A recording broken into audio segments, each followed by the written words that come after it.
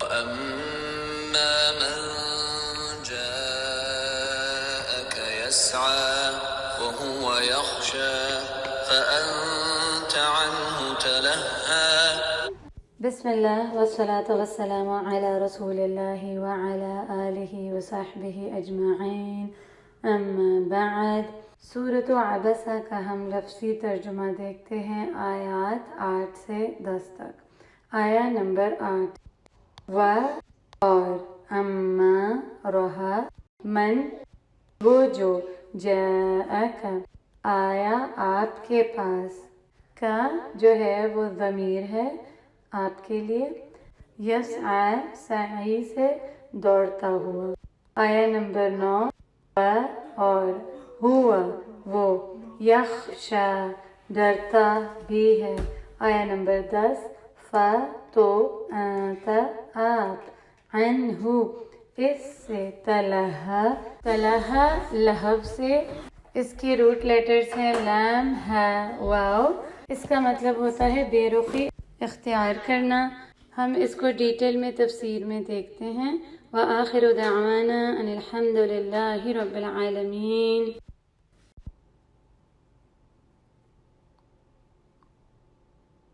وأما من جاءك يسعى وهو يخشى فأنت عنه تلهى. بسم اللہ والصلاة والسلام علی رسول اللہ وعلی آلہ وصحبہ اجمعین. اما بعد. رب اشرح لی صدری ویسر لی امری واحلل عقدۃ من لسانی یفقهوا قولی. اللهم فقهنا في الدين. اللهم إنا نسألك علما نافعا ورزقا طيبا وعملا متقبلا. آمین یا رب العالمین. سورۃ عبسہ کی تفسیر ہم آیات 8 سے 10 تک آج دیکھتے ہیں انشاءاللہ تعالی. ہمارا یہ پیسج اس میں کور ہو جائے گا. ان آیات میں اللہ سبحانہ و تعالی جو صحابی عبداللہ بن مکتوم رسول اللہ صلی اللہ علیہ وسلم کے پاس علم حاصل کرنے آئے تھے ان کی تعریف کر رہے ہیں اور ان کے 2 کوالٹیز کی جو ان کے اندر 2 صفات تھیں ان کے بارے میں اللہ سبحانہ و تعالیٰ نے ان کی تعریف کی کہ وہ آپ کے پاس دین سیکھنے کے لیے آئے. دین کو حاصل کرنے کی لگن اس کی خواہش میں جو انہوں نے ایفرٹ کی اس کی تعریف کی. اور دوسرا یہ کہ ان کے دل میں اللہ کا ڈر ہے خشیہ. تو 2 کوالٹیز ان آیات میں ہم دیکھیں گے سعی اور خشیہ جو اللہ سبحانہ و تعالیٰ کو بہت محبوب ہیں. ان آیات میں اللہ سبحانہ و تعالیٰ نے عبداللہ بن مکتوم کو ڈیفینڈ کیا. ان کی فیور میں یہ آیات اللہ سبحانہ و تعالیٰ نے بھیجی. ان کی وکالت کی ان کی ان 2 صفات کی وجہ سے جو آیہ نمبر 8 اور آیہ نمبر 9 میں ہم دیکھتے ہیں. وَأَمَّا مَنْ جَاءَكَ يَسْعَى وَهُوَ يَخْشَى اور وہ جو آپ کے پاس آئے کوشش کرتے ہوئے دین کو سیکھنے کے لیے اور ان کے دل میں اللہ کا ڈر ہے وہ اللہ سے ڈرتے ہیں. یہاں پر جو لفظ یسعی استعمال ہوا ہے سعی سے ہے دوڑنا جد و جہد کرنا. امام راضی فرماتے ہیں کہ یہاں پر اللہ سبحانہ و تعالی تعریف فرمائی عبداللہ بن مکتوم کی کہ وہ کوشش کر رہے تھے محنت کر رہے تھے جد و جہد کر رہے تھے اللہ کے دین کو سیکھنے کے لیے. اور اللہ کو اپنے بندے سے یہی چیز مطلوب ہے اور اللہ کو بہت پسندیدہ ہے کہ جب اس کا بندہ دین کو سیکھنے کی چاہت لگن رکھتا ہے اور اس کے لیے کوشش کرتا ہے. اللہ سبحانہ و تعالیٰ ایسے بندے سے محبت کرتے ہیں اس کی کیئر کرتے ہیں. ہم نے پچھلی آیات میں بھی یہ دیکھا کہ اللہ سبحانہ و تعالیٰ نے رسول اللہ صلی اللہ علیہ وسلم کو منع فرما دیا اس کی طرف توجہ دینے سے جس کو دین کی کوئی چاہت نہیں. وہ یہ محسوس کرتا ہے کہ وہ تو غنی ہے دین سیکھنے سے. تو اللہ سبحانہ و تعالیٰ نے فرمایا بلکہ آپ اپنی توجہ اس کی طرف کر دیں جو دین سیکھنا چاہتا ہے کوشش کرنا چاہتا ہے. اللہ کو وہ محبوب ہے. تو سبحان اللہ یہ تو خوشخبری ہے ہر اس انسان کے لیے جو کوشش کر رہا ہے دین کے لیے. اس کی زندگی میں کتنے مسئلے ہیں، چیلنجز ہیں، لیکن اس کے ساتھ وہ دین کو سیکھنے کے لیے تگ و دو میں لگا ہوا ہے. ہر انسان کے ساتھ کوئی نہ کوئی مسئلہ ہے. کوئی بچوں کے ساتھ ہیں، کوئی جاب کرتے ہیں، جوان ہیں تو وہ اپنے اسکول کالجوں کی پڑھائیوں میں مصروف ہیں. لیکن اس کے باوجود بھی جو اس اللہ کی کتاب سے جڑ کر رہتے ہیں، قرآن کلاسز میں جاتے ہیں، اپنی پوری کوشش کرتے ہیں کہ ہم سے کچھ چھوٹ نہ جائے، صرف اس لیے کہ وہ اپنے آپ کو صحیح کرنا چاہتے ہیں، سیکھنا سمجھنا چاہتے ہیں، اپنے آپ کو پاک کرنا چاہتے ہیں، اپنے آپ کو بدلنا چاہتے ہیں، اپنی زندگی میں تبدیلی لانا چاہتے ہیں اور اس پیغام کو پھیلانا چاہتے ہیں. اللہ سبحانہ و تعالی محبت کرتے ہیں اپنے ایسے بندے سے، اس کی ان کوششوں کی وجہ سے. اور یہاں پر نوٹ کیا جائے کہ اللہ سبحانہ و تعالی نے عبداللہ بن مکتوم کی سعی کی کوشش کی تعریف کی ہے، اور اللہ سبحانہ و تعالی نے فرمایا کہ آپ کے پاس ایک اندھے آئے. معاذ اللہ، اس کا یہ مطلب نہیں کہ اللہ سبحانہ و تعالیٰ ان کو کوئی نیچا کر رہے ہیں، ان کی کسی کمی کی طرف اشارہ کر رہے ہیں، بلکہ اللہ سبحانہ و تعالیٰ تو ان کی تعریف کر رہے ہیں کہ وہ نابینا ہونے کے باوجود کوشش کر رہے ہیں سیکھنے کی اس دین کو. الحمدللہ ثم الحمدللہ. اگر ہم اپنے آپ کو دیکھیں تو الحمدللہ ہم نابینا نہیں، ہماری ساری سینسز کام کرتی ہیں، ہمیں کہیں جانا نہیں پڑتا کلاس سیکھنے کے لیے، ہم تو گھر بیٹھے آن لائن کلاسز لے سکتے ہیں، اور اس کے باوجود ہماری کتنی ایکسکیوزز ہوتی ہیں. اوہو آج تو میں کلاس میں نہیں آ سکوں گی، میرے سر میں بس ہلکا سا درد ہے، یا پھر مجھے کہیں جانا پڑ گیا، یا بس کچھ ایسا کام آ گیا ہے.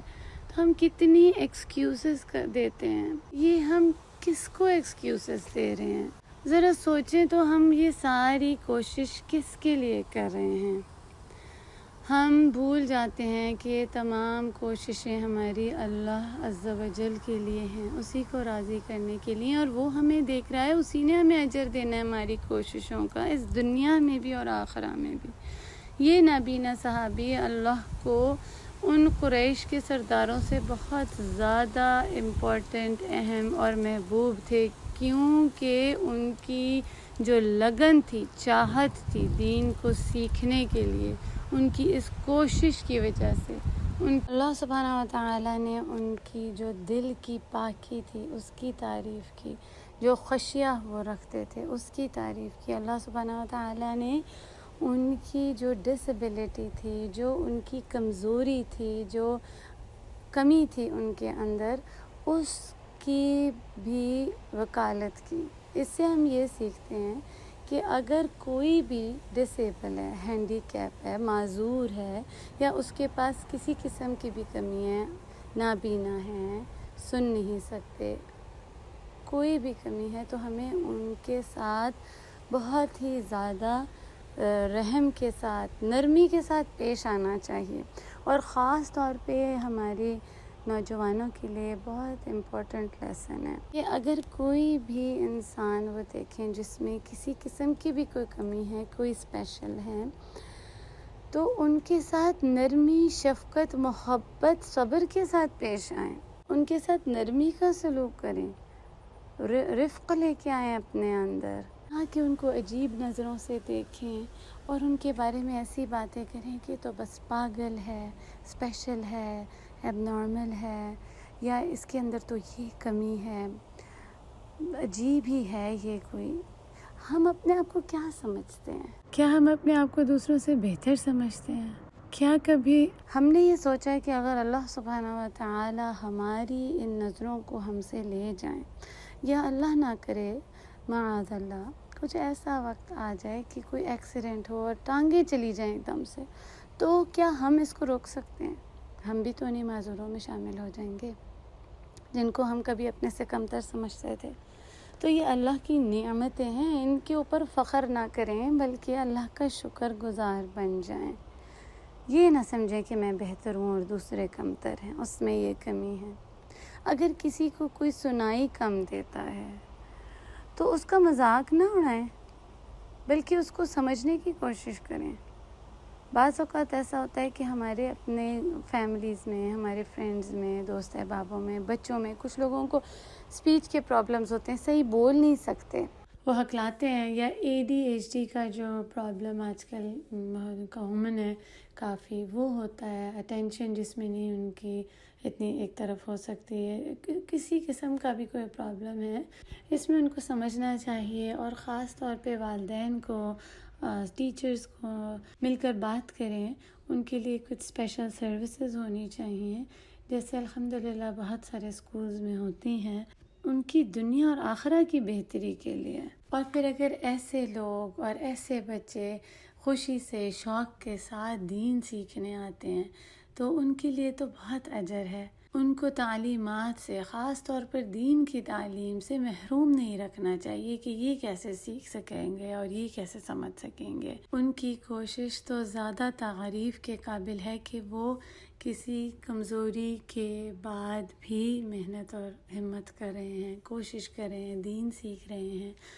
اور جو ہم سب صحیح ہیں تو ہمارے لیے کیا ہے کہ ہم اپنے اندر یہ 2 کوالٹیز لے کر آئیں، ایک تو کوشش کرنے کی، دین کی چاہت رکھنے کی، سیکھنے کی، اور یاد رکھیں کہ ہم اگر کوئی چھوٹی سی بھی کوشش کریں گے نا دین کے لیے تو اللہ سبحانہ و تعالیٰ اس کا بھی بہترین اجر عطا کرتے ہیں۔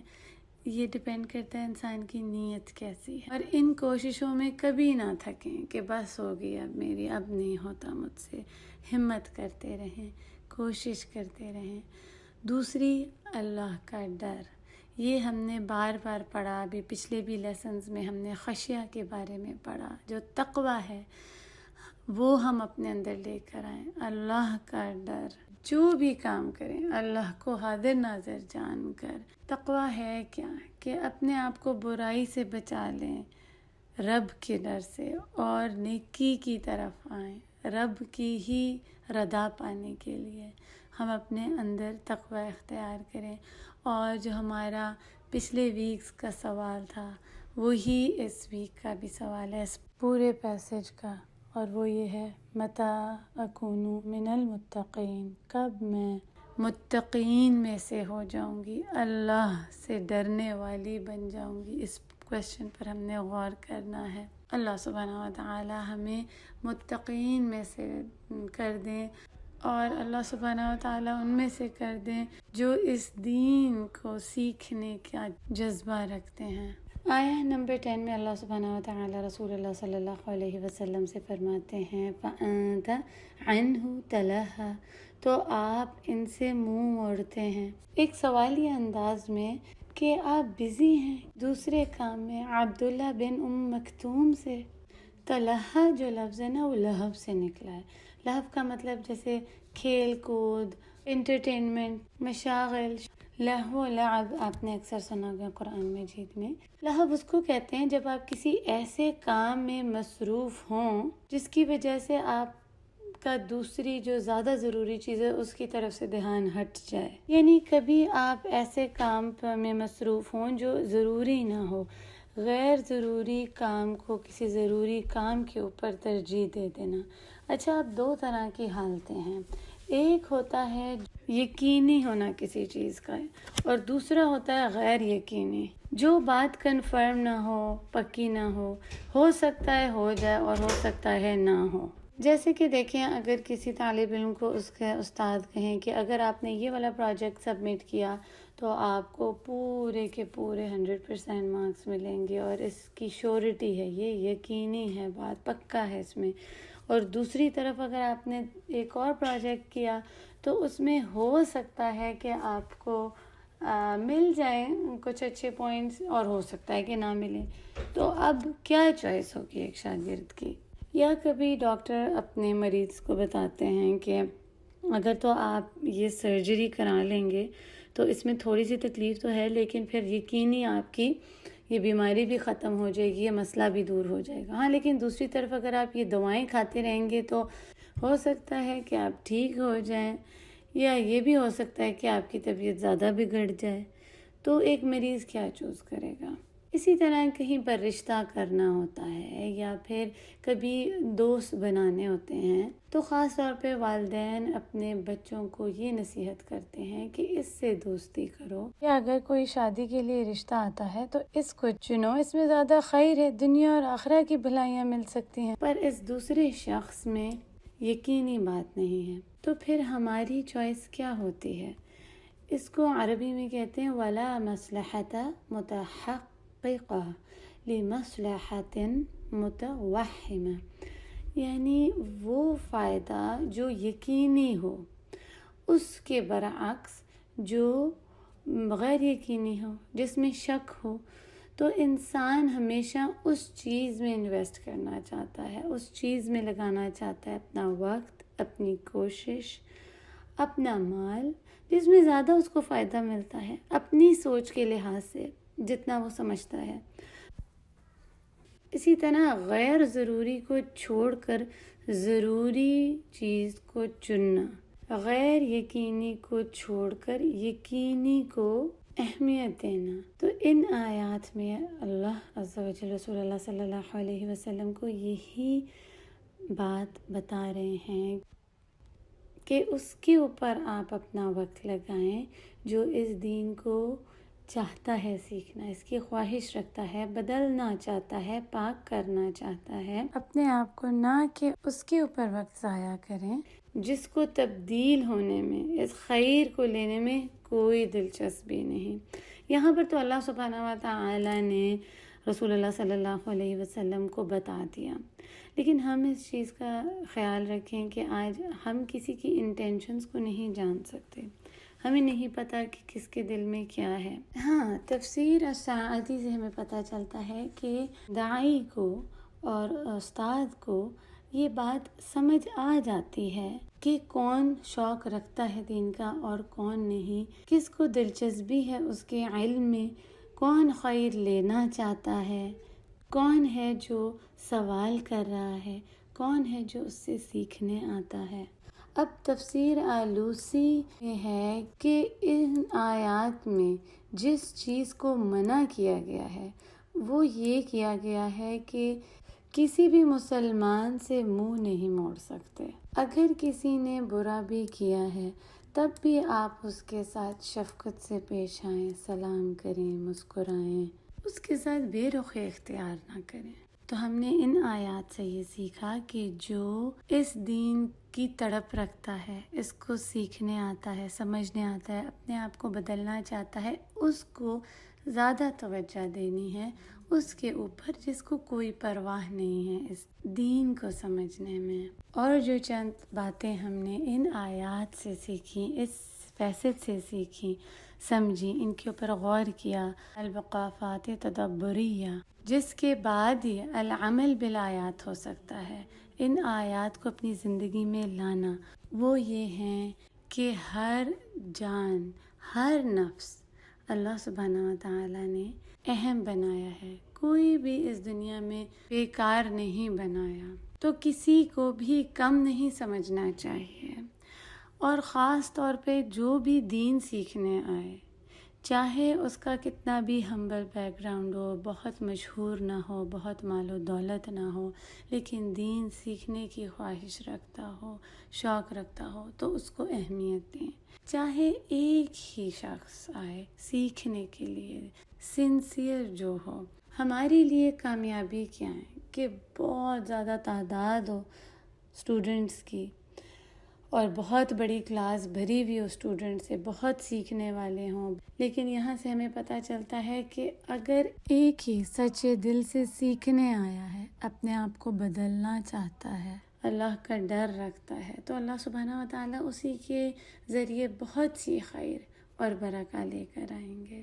پھر یہ آیات اس بات کا ثبوت ہے کہ یہ اللہ ہی کا کلام ہے۔ رسول اللہ صلی اللہ علیہ وسلم ابھی بات کر رہے ہیں مشرک سے، دوسرے صحابی بیچ میں آ کے ٹوکتے ہیں اور رسول اللہ صلی اللہ علیہ وسلم اپنی بات اس مشرک سے جاری رکھتے ہیں، صحابی سے اعراض برتتے ہیں، تو آیات نازل ہو جاتی ہیں اور رسول اللہ صلی اللہ علیہ وسلم اس بات کو چھپاتے نہیں ہیں اور فوراً پڑھتے ہیں عبس وتولی ان جاءہ الاعمی۔ رسول اللہ صلی اللہ علیہ وسلم نے آیات کی تلاوت کی۔ اور پھر دیکھیں کہ رسول اللہ صلی اللہ علیہ وسلم ایک لیڈر ہیں، ان کا بہت بڑا مقام ہے اور ان کا بہت بڑی ذمہ داری ہے۔ کسی کو بھی یہ محسوس نہ ہو کہ شاید رسول اللہ صلی اللہ علیہ وسلم نے اپنے صحابی کی طرف توجہ نہیں کی، بلکہ ہم پوری سیرہ میں یہ دیکھتے ہیں کہ رسول اللہ صلی اللہ علیہ وسلم کا اخلاق بہترین ہے، خلق عظیم ہے۔ تو ہم اپنے رسول اللہ صلی اللہ علیہ وسلم سے کیا سیکھتے ہیں؟ اگر ہم دیکھیں تو ہم بھی کہیں نہ کہیں کسی نہ کسی کے سرپرست ہیں، چاہے بڑے بڑے عہدوں پر کوئی فائز ہو یا پھر اپنے گھروں میں ہی دیکھ لیں، ماں اپنے بچوں کے ساتھ، شوہر اپنی بیوی کے ساتھ، گھر کا سربراہ اپنے خاندان والوں کے ساتھ کیسا رویہ اختیار کرتا ہے۔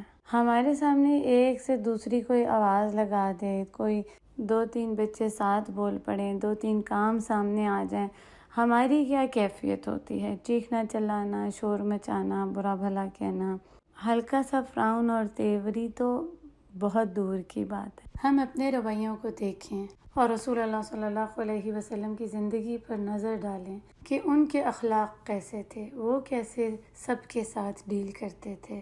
ہم بھی ان کے اخلاق اپنائیں۔ ان آیات پر جتنا بھی غور کریں اتنی ہی اس میں سے ہمیں لیسنز ملتے ہیں۔ آپ ان آیات پر خود تدبر کریں اور یہ کہ ہم انہیں کیسے عمل میں لے کر آئیں۔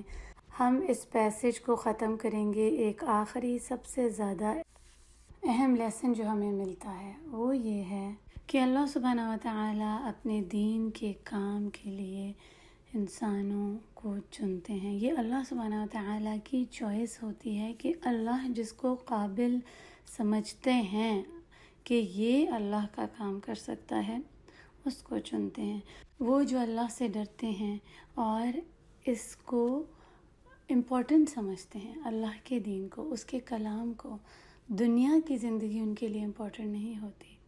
بعض اوقات ایسا ہوتا ہے کہ ہمارے سامنے بہت سے ایسے لوگ آتے ہیں جو ہمیں بہت سمارٹ لگتے ہیں، عقل مند لگتے ہیں اور قابل بھی ہوتے ہیں۔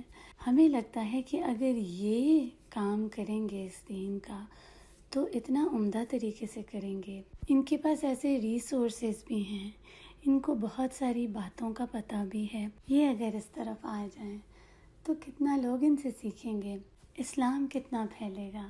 لیکن ان کی طرف سے کوئی خاص دلچسپی نہیں محسوس ہوتی، وہ کوئی اچھا رسپونڈ ہی نہیں کرتے، تو اس وقت یہی خیال آتا ہے کہ ان کے پاس سبحان اللہ اتنی عقل بھی ہے، ان کے پاس ریسورسز ہیں، اتنا اچھا یہ کام کر سکتے ہیں، تو یہ اس طرف کیوں نہیں آتے؟ اپنا وقت کیوں فضول کے مشاغل میں ضائع کر دیتے ہیں؟ کیوں اس چیز کو اہمیت دیتے ہیں جو زیادہ اہمیت کے قابل نہیں؟ یا پھر کچھ آتے بھی ہیں، حامی بھر دیتے ہیں تو تھوڑے دنوں کے بعد غائب ہو جاتے ہیں۔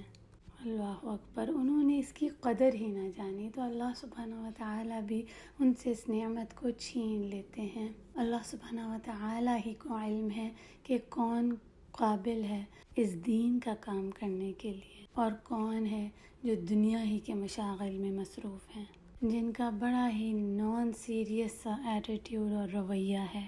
بعض اوقات ہم یہ سوچتے ہیں کہ شاید ہمارے بتانے میں کوئی کمی رہ گئی، ہماری بات میں وہ اثر نہ تھا کہ وہ اس طرف آئے نہیں یا آ کر ہی چلے گئے، اور ہم یہی دکھ کرتے رہتے ہیں کہ کیوں وہ اس عظیم کلام سے محروم رہ گئے۔ تو یہ دیکھیں کہ کیا رسول اللہ صلی اللہ علیہ وسلم کے وعد میں کوئی کبھی کمی ہو سکتی ہے؟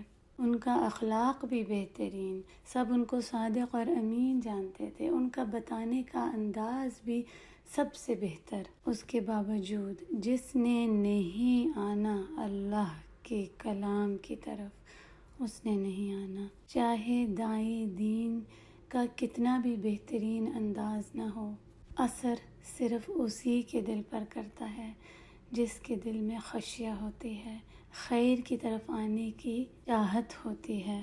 چاہے داعی دین کتنی ہی محبت سے بلائے، اس کے اندر شفقت ہو، لوگوں کے لیے محبت ہو، اس کے باوجود بھی اس کے بہت سے دشمن بن جائیں گے، بہت سے لوگ ہوں گے جن کو وہ شخص اور ان کی بات پسند نہیں آئے گی، لیکن اس کی وجہ سے حق کو چھپایا نہیں جا سکتا۔ خاص طور پر اس کی حق بات کرنے پر لوگ اس کے خلاف ہو جاتے ہیں۔ اس کی وجہ سے قرآن کو چھپایا نہیں جا سکتا، جو حق ہے اس کو بدلا نہیں جا سکتا۔ چاہے کسی کو کوئی بات پسند آئے یا نہ آئے، اس دین کی، دین بدلا نہیں جا سکتا۔ اگر ہمارے دین کی کوئی بات کسی کو پسند نہیں آتی تو اس کا یہ مطلب نہیں ہے کہ ہم شرمندہ ہوں یا کوئی بات کو چھپائیں یا کوئی صفائیاں پیش کریں اور اس کو ریکویسٹ کریں کہ آپ مان لیں، اب حق کی بات کر دیں۔ آگے جنہوں نے نہیں ماننا انہوں نے صرف بحثیں ہی کرنی ہیں، انہوں نے خلاف ہی جانا ہے۔